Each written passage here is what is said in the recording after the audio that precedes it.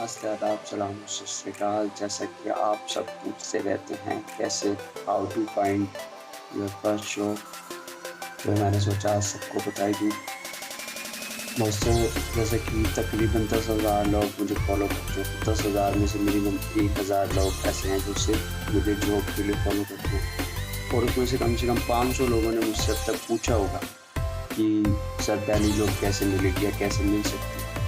तो there are 2 और 3 veg जिसके थ्रू आप जॉब ढूंढ सकते हैं। नंबर 1 वेज इज आप जॉब ढूंढना शुरू करते हैं जब आप कॉलेज से पास आउट हो जाते हैं। वहीं पर आप सबसे बड़ी गलती करते हैं। जब आप कॉलेज से पास आउट होने वाले हैं उससे 6 महीने पहले आपको जॉब ढूंढना शुरू करना यह है कि आपको जितने भी जॉब पोर्टल्स हैं उन पर अपनी प्रोफाइल बनानी, प्रोफाइल अपडेटेड होनी चाहिए और डेली उस प्रोफाइल को अपडेट करना चाहिए।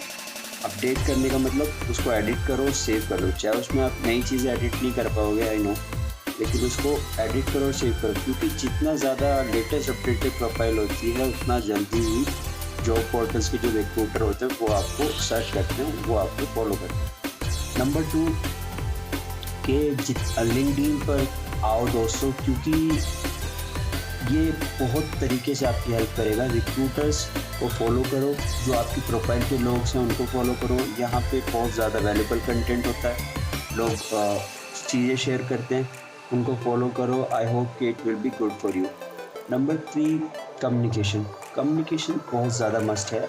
अगर आप पास आउट हो गए हैं कॉलेज से या पास आउट होने वाले हैं और आप जॉब की तलाश करेंगे, तो सबसे पहले आपको ये कोशिश करनी है कि you should be able to write, speak and understand.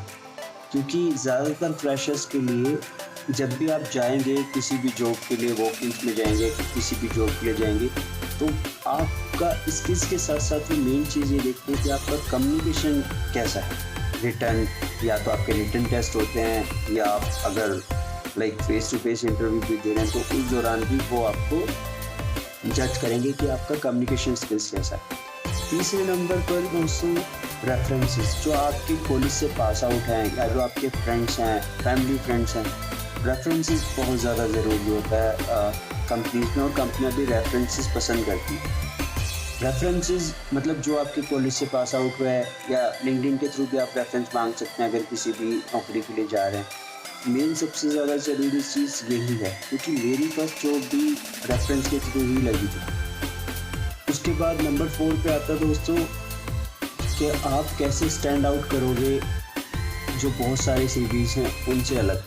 Number 4 पे आपको कोशिश ये करनी है कि आजकल स्टडी मटेरियल बहुत ज़्यादा अवेलेबल है किसी भी पर्टिकुलर टॉपिक को रिलेटेड, और अपनी प्रोफाइल से रिलेटेड अगर आपको कोई भी सर्टिफिकेशन करना है तो आई होप कि सबसे सस्ती है उडेमी। उसमें आपको 400, 500, 700, 800 रुपये में आपको कोई भी कोर्स मिल जाएगा। वो कोर्स आप पढ़ सकते हैं, और उस कोर्स के through I think it will be really valuable for you. अगर आप अपने जो आपका CV है या naukri.com की प्रोफाइल है उस पर आप अपडेट करते हैं कि आपको उसकी नॉलेज है, और I hope you will be also able to give lot of question answer.